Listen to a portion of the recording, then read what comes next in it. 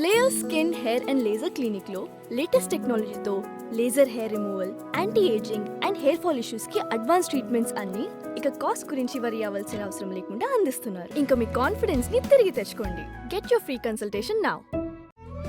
తెలుగు వారి number 1 choice Telugu matrimony.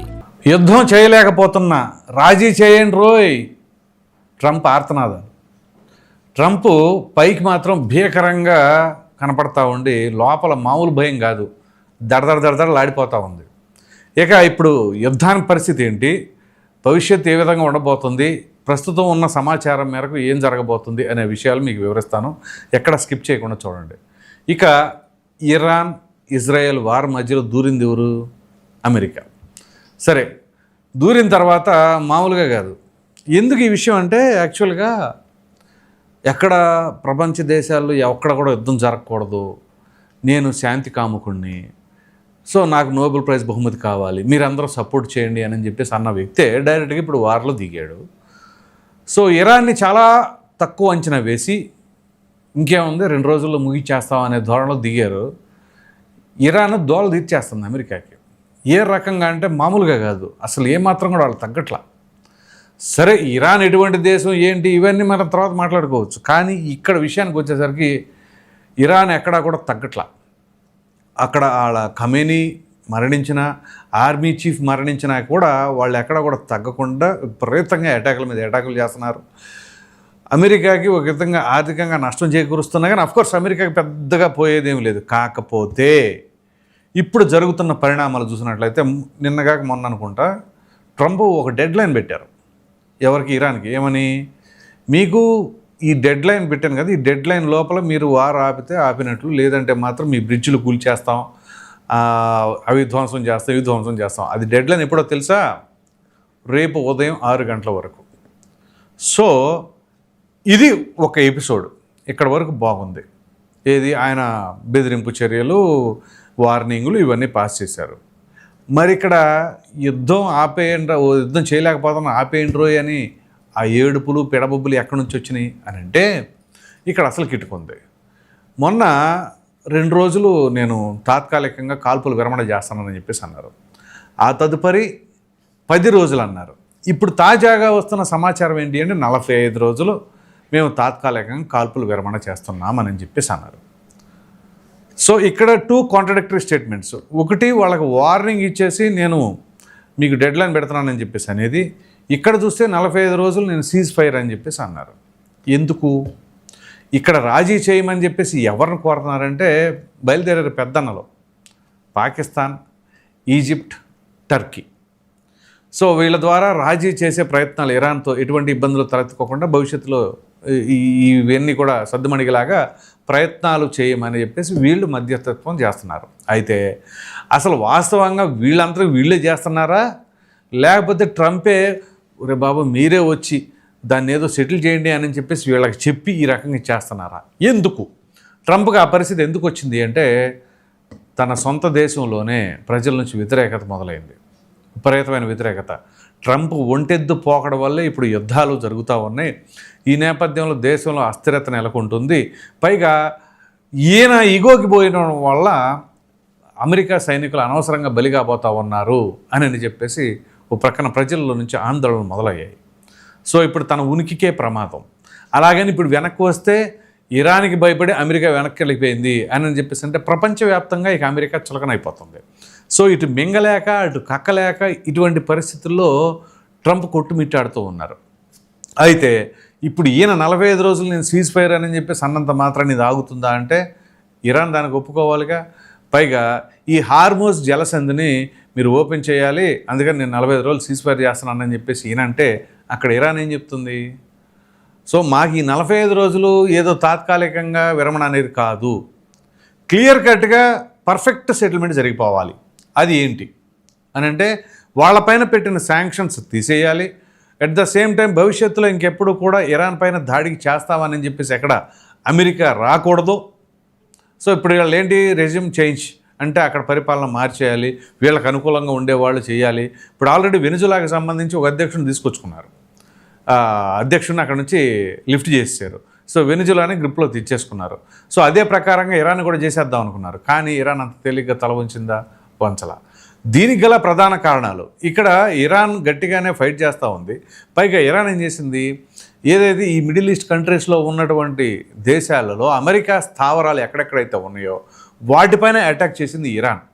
So America స్థావరాలను కూల్చివేయడంతో అక్కడేమైంది, ఇప్పుడు కొన్ని దేశాలు, ఇప్పుడు ఖతర్ కావచ్చు, దుబాయ్ కావచ్చు, ఇట్లా చుట్టుప్రక్కల ఉన్న దేశాలు ఎక్కడెక్కడైతే అమెరికా స్థావరాలు ఉన్నాయో వాటికి సంబంధించి ఎప్పుడైతే అటాక్ చేశారో అక్కడ దేశాలు కూడా ఇబ్బంది పడుతుంది. అంతెందుకండి, దుబాయ్లోని ఇంటర్నేషనల్ ఎయిర్పోర్ట్ అది దానిపైనే దాడి జరిగింది అని అంటే సాధారణంగా ఒక టూరిజం స్పాట్ అది. ఇప్పుడు వాళ్ళకు కూడా రెవెన్యూ లాస్ అయ్యాక దేనివల్ల వచ్చింది, వాళ్ళు అమెరికాకి ఫేవర్గా ఉండటం వల్లనేక, అక్కడ ఆ స్థావరాలు అక్కడ పెట్టుకోవడం వల్లనేక. సో ఇప్పుడు ఎటు వచ్చి ఇప్పుడు ఖతర్ కానీ, క్యూబా కానీ, ఒమాన్ కానీ ఈ దేశాలన్నీ కూడా అమెరికా పైన ఒత్తిడి తీసుకొస్తున్నాయి. మీరు ఇంకా ఆపేసేయండి యుద్ధాలు, మా పైన కూడా చేస్తున్నారు అని నేను చెప్పేసాను. సో ప్రక్కన వాళ్ళని కన్విన్స్ చేయాలి, మరో ప్రక్కన దేశంలోని సిటిజన్స్ అందరూ కూడా రివర్స్ అయిపోయారు, మరో పక్కన ఇరాన్ ఎక్కడ తగ్గట్లా. సో ఏం చేయాలి, ఇప్పుడు ఆ శాంక్షన్స్ ఎత్తేసుకుంటే వాళ్ళు న్యూక్లియర్ బాంబు ఏం తయారు చేయరు, మేమేం తయారు చేయం బాబు అని చెప్పేసి వాళ్ళు అంటున్నారు. కాకపోతే వాళ్ళు చేస్తుంది ఏంటి, ఈ హజ్బుల్లా, హమాజీ, ఈ యొక్క ఉగ్రవాద సంస్థలకైతే పెంచి పోషిస్తున్నమాట వాస్తవమే. అది ఇజ్రాయెల్కి సంబంధించిన వ్యవహారంలో ఉంది. అయితే అంత మాత్రాన్ని ఇప్పుడు అమెరికా వచ్చేసి ఏమైనా సరే పోనీ దాన్ని ఏమైనా అణచగలిగారా? ముందేమనుకున్నారంటే అండర్ ఎస్టిమేట్ చేసేసారు ఇరాన్ అండర్ ఎస్టిమేట్ చేసేసి వెళ్ళిపోయి అటాకులు చేసేస్తే 3 రోజుల్లో 4 రోజుల్లో మొత్తం క్లోజ్ అయిపోతే మన గ్రిప్లోకి వచ్చేస్తారు, వెనిజులాని తీసేసుకున్నట్టు తీసేసుకోవచ్చు, అప్పుడు ఆయిల్ అన్నీ మన దగ్గరే ఉంటాయి, ఏముంది అనుకున్నారు. తీరా కట్ చేస్తే ఏమైంది, రష్యా ఏ రకంగా అయితే ఉక్రెయిన్ పైన దాడికి దిగిన తొలి రోజుల్లో ఉక్రెయిన్ ఏముంది, ఒక 6 రోజులు చేసేసి తర్వాత చేతులు ఎత్తేస్తా అని చెప్పేసి అనుకున్నారు. సిమిలర్గా ఉక్రెయిన్ ఎక్కడ కూడా తగ్గల, అటాక్ చేస్తూనే ఉంది. రష్యా ఎంత చేసినా కానీ వాళ్ళు ప్రతిఘటిస్తూనే ఉన్నారు. సిమిలర్గా ఇక్కడ ఇరాన్ పైన కూడా అమెరికా ఎన్ని ప్రయత్నాలు చేసినా వాళ్ళు కూడా అదే తరహాలో అక్కడ నుంచి వాళ్ళు అటాకులు చేస్తూ ఉన్నారు. ఇక్కడ అమెరికాకి సంబంధించిన ఏదైతే యుద్ధ నౌకలు కావచ్చు, లేకపోతే కొన్ని యుద్ధ విమానాలు కావచ్చు, వాటిని బ్లాస్ట్ చేయటం, వాటిని అరికట్టగలగటం, ఇదంతా కూడా వాళ్ళు బ్రహ్మాండంగా చేయగలుగుతున్నారు.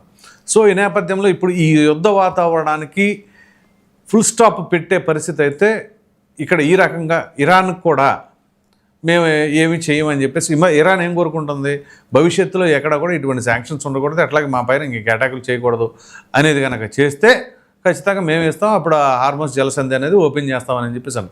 లేకపోతే మాత్రం ఈ 45 రోజులు తాత్కాలికం ఇట్లాంటివి చెబితే మాత్రం మా దగ్గర పని అవ్వదు అని చెప్పేసి కనాఖండిగా ఇరాన్ చెప్తూ ఉంది.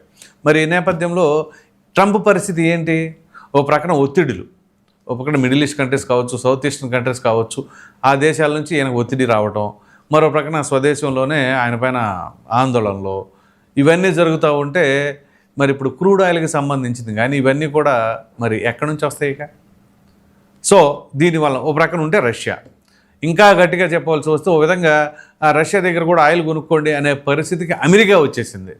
ఇదంతా ఏంటి, స్వయం కృతాపరాధం కాదా? ఓ పక్కన పెద్దన్న అని చెప్పుకుంటూనే ఇప్పుడు ఆ పెద్దన్న పరిస్థితి కాస్త పరుగు పోయి చివరికి గుండెల్లో దడబుట్టి ఇప్పుడు ఆ ఇరాన్ దగ్గర కనుక వారు ముందే వీళ్ళు క్లోజ్ చేసేస్తే ఇదిగో వెనక్కి తగ్గారు అని, అలా కాదు అని చెప్పేసి ఏదో గాంభీరంగా మనం అరుస్తున్నాం కానీ ఓ పక్కన మనసులో ఆందోళన చెందుతూనే ఉంది, వీళ్ళు ఎక్కడ కూడా తగ్గట్లేదు, మన పరుగు పోతుంది ఏంటి అని చెప్పేసి. సో ఇదే పరిస్థితి కొనసాగితే భవిష్యత్తులో అమెరికా అంటే ఏ ఒక్కరికి కూడా లెక్కపత్రం లేకుండా పోయింది వీళ్ళు వెనకడుగు వేస్తే. అలాగని వెనకడుగు వేయకుండా ఉంటారంటే వేయాల్సిన పరిస్థితి అనివార్యం, ఇక తప్పదు. సో ఈ నేపథ్యంలోనే ఫస్ట్ డిఫెన్స్లోకి పడింది ఎవరు, అసలు బేరాలు కుదుర్చుకుందాం అంటుంది ఎవరు, ఏదో మహేష్ బాబు సినిమాలో కూడా డైలాగులు ఉంటాయి, ఏంటది, భయపడేవాడే బేరానికి వస్తాడమ్మా అని చెప్పేసి అని. అదే తరహాలో ఇప్పుడు నెగోషియేషన్ దిగడం మంచిది కాదు, మంచిదా అని చెప్పేసి అనట్లా, కానీ ఆల్రెడీ ఓ ప్రక్కన భయాందోళనలో అయితే ట్రంప్ ఉన్నాడు అని చెప్పేసి అయితే అనుకోవచ్చు. ఈ నేపథ్యంలోనే ఓ ప్రక్కన అటు ఆ మిలిటరీ ఫోర్స్ నుంచి కానీ ఏ ఒక్కరు ప్రాణాలు కూడా పోకూడదు మీ యొక్క ఒంటెద్దు పొగడం వల్ల అని చెప్పేసి ప్రజల నుంచి రావటం, మరో ప్రక్కన ఇరాన్ ఏమో ఈ 45 రోజులు అటు ఇటుగా కాదు క్లియర్ కట్గా డిసైడ్ చేసేద్దాం, ఏదో ఒకటి కూర్చొని సెటిల్ చేసేసుకుందాం అని చెప్పేసి వాళ్ళు మాట్లాడతాం. మరి ఈ నేపథ్యంలో రేపు పెట్టిన డెడ్లైన్ ఏంటి, ఇక ఆ డెడ్లైన్ సంగతి అవన్నీ ఏదో మేకపోతే గాంభీర్యంలే కానీ అదంతా జరగడం లేదు. సో మొత్తం మీద ఈ 45 రోజులు అనే ఈ సీజ్ ఫైర్ అనే దాన్ని పర్మనెంట్గా జరిగితే బాగుంటుంది అని చెప్పేసి అందరూ కోరుకుంటున్నారు. ప్రపంచవ్యాప్తంగా ప్రజలందరూ కూడా ఎక్కడ ఇబ్బందికి పడకుండా ఉండాలి అనేది కదా ఎవరి ఉద్దేశమైనా. సో ఇప్పుడు యుద్ధం వల్ల సాధించింది ఏముంది? అమెరికా పరుగు పోగొట్టుకోవడం తప్ప. అఫ్కోర్స్ ఇరాన్ ఆర్థికంగా కూడా బాగా నష్టపోయింది. సో ఈ నేపథ్యంలో ఇప్పటికైనా సరే కళ్ళు తెరుచుకొని ఒప్పందాలు కుదుర్చుకొని ఇక యుద్ధాన్ని ఆపేసుకుంటే ఎవరి పనులు వాళ్ళు సజావుగా కొనసాగించుకోవచ్చు. అలాగే ప్రధానంగా ప్రజలు ఇబ్బంది పడతా ఉన్నారు. ఇక్కడ మిడిల్ ఈస్ట్ కంట్రీస్లో కూడా ప్రజలకి ఆందోళనకరమైన పరిస్థితి, ఏం జరుగుతుందో తెలియదు. అఫ్కోర్స్ వాళ్ళ రెగ్యులర్ లైఫ్ అంతా నడుస్తున్నా కానీ ఒక ప్రక్కన బాంబులు, శబ్దాలు, ప్రాణానికి భయం ఉంటుంది కదా. ఇప్పుడు అంతెందుకు, మనం ఏ రకంగా ఇబ్బంది పడుతున్నాం ఇప్పుడు ఈ ఫ్యూయల్ గురించి. ఒక ప్రక్కన గ్యాస్ ధరలు పెరిగిపోవడం కావచ్చు, లేకపోతే ఈ డొమెస్టిక్ గ్యాస్కి అయితే ఇబ్బంది లేకుండా నడుస్తుంది, కానీ భయం ఏమో భవిష్యత్తులో దొరుకుతుందా లేదా అని. ఈ కమర్షియల్ గ్యాస్ సిలిండర్లకి అయితే చూసాం కదా, హోటల్స్, రెస్టారెంట్స్ ఎన్ని ఇబ్బందులు పడుతున్నాయో. సో వీటన్నిటికీ చెక్ పెట్టాలి అంటే ఇక అది పర్మనెంట్గా జరిగేలాగా ఈ రాజీ కుదురుతుందా లేదో చూడాలి. మరి చూద్దాం రేపు ఆ డెడ్లైన్ టైం పీరియడ్ అయిపోయిన తర్వాత ట్రంప్ వ్యవహారం ఎలా ఉంటుంది ఏంటి అనేది.